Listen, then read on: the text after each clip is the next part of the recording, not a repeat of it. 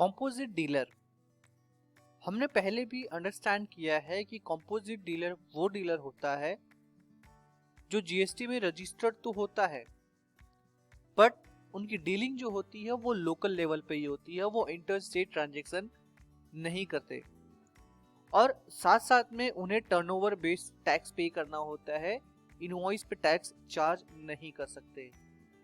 तो ऐसे केस में अगर कोई कॉम्पोजिट डीलर है और वो अपना books of account tally prime में मेंटेन करना चाहते हैं तो उनके लिए बेसिक सेटअप एंड कॉन्फ़िगरेशन किस तरह से टैली में होता है वो हम इस वीडियो में समझेंगे।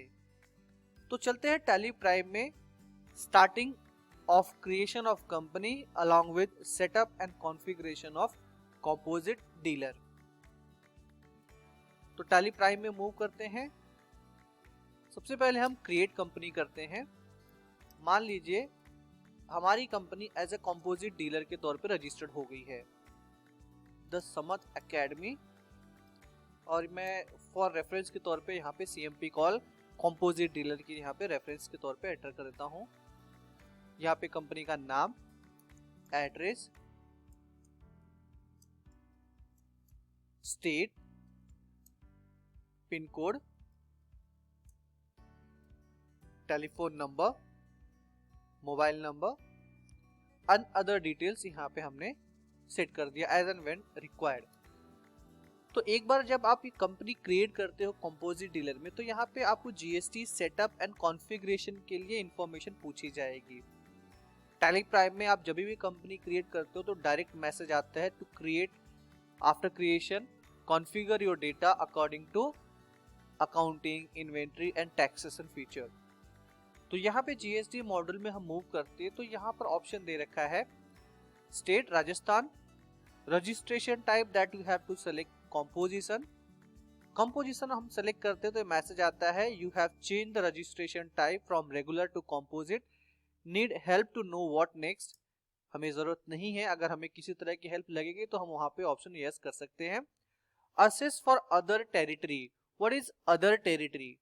सी, अदर टेरिटरी से पहले हम ये समझते हैं कि जो जैसे कि स्टेट हो गए, यूनियन टेरिटरीज हो गए, they all are the part of Indian territory. It means they are the part of Indian territory. इसका मतलब ये हो गया कि कोई भी स्टेट, कोई भी यूनियन टेरिटरी वो इंडिया का पार्ट है। तो ये अदर टेरिटरी क्या होता है? अदर टेरिटरीज वो होते हैं जैसे कि कुछ ऐसे टेरिटरीज, छोटे छोटे आइलैंड और ऐसे छोटे छोटे जगह जो कोई यूनियन टेरिटरीज में नहीं आते, ना ही किसी स्टेट में कवर्ड होते हैं, बट वो है तो इंडिया का पार्ट। तो ऐसे केस में अगर आपका ऑफिस या फिर ऐसा आपका बिजनेस उस पर्टिकुलर टेरिटरी से बिलोंग करता है तो इस केस में आप अदर टेरिटरी में काउंट होते हो और आपका जीएसटी रजिस्ट्रेशन नंबर 97 से स्टार्ट होता है। हालांकि ऐसा रेयर केस होता है लेकिन यस होता है। हम बात करें कॉम्पोजिट डीलर की, अप्लीकेबल फ्रॉम 1 अप्रैल 2020। ये हमारा GST registration number. Tax rate, आप टैक्स रेट कैसे पे करते हो? That is 1%, 2% according to nature of business, कि आप मैन्युफैक्चरर हो या फिर आप ट्रेडर हो या फिर किस तरह से बिजनेस में डील करते हो।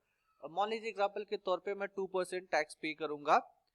बेसिस फॉर टैक्स कैलकुलेशन, अब यहाँ पे क्या होता है कि टैक्स कैलकुलेशन करने के लिए, यानी कि जब हम कंपोजिट रिटर्न फाइल करेंगे CMP 08 तो वहां पे हमें डिक्लेयर करना होता है कि हमारा टोटल सेल्स वैल्यू क्या है। तो सेल्स वैल्यू में क्या आपका टैक्सेबल एग्जेम्प्ट नील रिलेटेड वैल्यू इंक्लूड होती है? बिल्कुल इंक्लूड होता है। तो उस पर भी टैक्स मिला के आपको अगर टैक्स पे करना तो आपके नेचर ऑफ बिजनेस के अकॉर्डिंगली आपको सेलेक्ट करना है कि आपके बिजनेस में टैक्सेबल एग्जेम्प्ट नील रिलेटेड तीनों पे टैक्स पे करना है या फिर टैक्सेबल सप्लाई पे ही। तो डिपेंड करता है case to case and business to business. तो यहाँ पे हम लोगों ने फिर एग्जांपल के तौर पे सिर्फ टैक्सेबल फिगर को लिया। E way bill, yes e way bill, बाकी rest of the information same है। यहाँ पर आ जाता है option enable tax rate for purchase. यहाँ पे जो GST duties and taxes ledger होती है उसके कॉन्फ़िगरेशन, परचेज सेल्स के लेजर की configuration as compare to regular dealer के अलावा थोड़े से डिफरेंस होते हैं। तो यहाँ पर हम ये सारे के सारे ऑप्शन साथ में देखने वाले हैं कि कैसे कॉन्फ़िगर करना है। जब एक कंपोजिट डीलर किसी रेगुलर डीलर से कोई प्रोडक्ट या सर्विस परचेज करता है तो डेफिनेटली जो CGST SGST इनवॉइस पे चार्ज किया गया है तो वो एज एन एडिशनल कॉस्ट के तौर पे होता है कंपोजिट डीलर के लिए। तो enable tax rate for purchase, अगर मैं यहाँ पे यस करता हूँ तो परचेज लेजर में हम जीएसटी रेट डिफाइन कर सकते हैं। जब हम परचेज करेंगे तो हमने पर्टिकुलर सर्विस या गुड्स किस रेट से परचेज किया, इसे भी यस कर देते हैं। तो ये इन्फॉर्मेशन हो गई आपकी यहाँ पे सेव। बाकी रेस्ट ऑफ द इन्फॉर्मेशन हम इसको स्किप करते हुए सेव कर लेते हो। तो आपकी कंपनी बेसिकली क्रिएट हो चुकी है।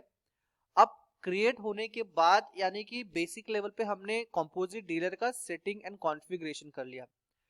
अब हम यहाँ पे कुछ मास्टर के भी सेटअप साथ साथ में देख लेते हैं। दैट इज स्टॉक आइटम कैसे क्रिएट करना है इस केस में, पार्टी मास्टर कैसे क्रिएट करना है, GST duties and taxes ledger कैसे क्रिएट होंगे।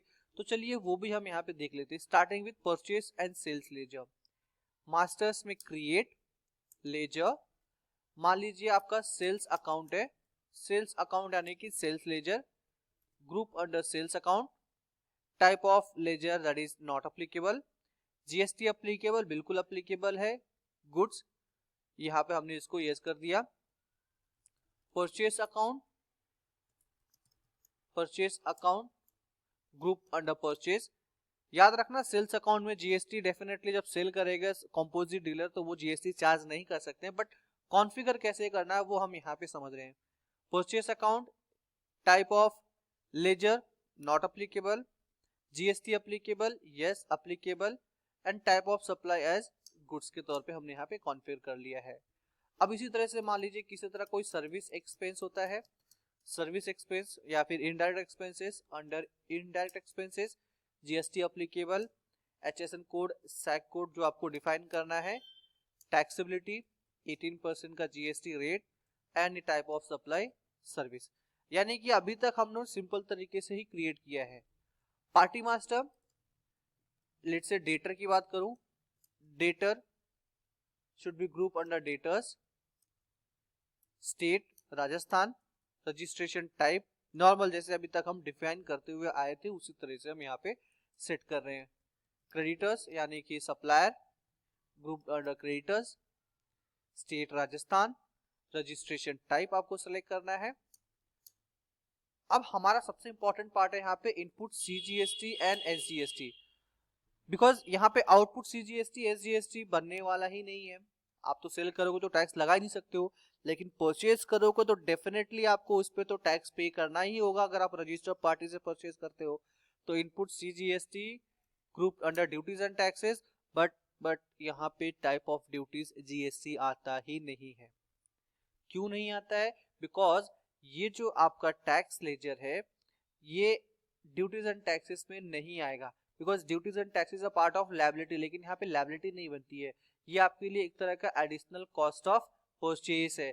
तो ऐसे केस में जब आप ये लेजर क्रिएट करोगे तो यहाँ पे ऑप्शन आपको चेंज करने होंगे, ग्रुप ड्यूटीज एंड टैक्सेस नहीं डिफाइन करने हैं। यहाँ पर आपका ऑप्शन सेलेक्ट करना है एज अंडर इनडायरेक्ट एक्सपेंसेस। आप जैसे यहाँ पे इनडायरेक्ट एक्सपेंसेस सेलेक्ट करते हो तो अब यहाँ पे देख सकते हो input that is type of ledger, if it is central tax then select as central tax, appropriate tax value in purchase invoice, this is important। क्या आप ये चाहते हो कि ये जो इनपुट सीजीएसटी का अमाउंट है ये आपको इनडायरेक्ट एक्सपेंस के लेजर में अलग दिखना चाहिए? अगर दिखना चाहिए तो इसे नो रखेंगे। अगर आप चाहते हो कि नहीं मैं ये जो भी मेरे परचेस होंगे ये परचेस के अकाउंट में डायरेक्टली ऐड कर दो, जिस तरह से हमने इंपोर्ट ऑफ गुड्स में कस्टम ड्यूटी का लेजर कॉन्फ़िगर किया था तो उसमें कस्टम ड्यूटी की वैल्यू डायरेक्ट इंपोर्ट परचेस में ऐड होती थी और मेरे प्रोडक्ट के रेट को इंक्रीज करती थी। तो ऐसे केस में अगर आप चाहते हो कि ये मेरा एडिशनल कॉस्ट ऑफ परचेस है तो इसे मैं यस करूंगा। अगर आप इसे नो करते हो तो भी कोई प्रॉब्लम नहीं है। मान लीजिए आप इसका रेट डिफाइन करना चाहते हो तो रेट डिफाइन कर सकते हैं और यहाँ पे अदर इंफॉर्मेशन आपको सेट करने की जरूरत नहीं है। अब input SGST, similar indirect expenses, state tax, मैं इसे भी नो करता हूं और ये इंफॉर्मेशन मेरी हो गई यहाँ पे क्रिएट। तो बेसिक लेवल पे यहाँ पे मास्टर सेटअप करना that is sales purchase similar जैसे अभी तक करते आए थे, पार्टी मास्टर सेम जैसे हमने किया, लेकिन यहाँ पे जो जीएसटी ड्यूटीज एंड टैक्सेस है वो part of duties and taxes नहीं होता, बट यहाँ पे वो एक तरह का एक्सपेंस है बिजनेस के लिए, बिकॉज यहाँ पे कोई इनपुट टैक्स क्रेडिट मिलता ही नहीं है। यहाँ पे जो टैक्स पे होता है वो पूरा का पूरा लमसम बेस पे टैक्स होता है। लमसम बेस पे टैक्स है तो ऑब्वियस बात है इनपुट टैक्स क्रेडिट लेने का सवाल नहीं। तो हमने यहाँ पे basic setup of master creation के साथ साथ में ये अंडरस्टैंड किया।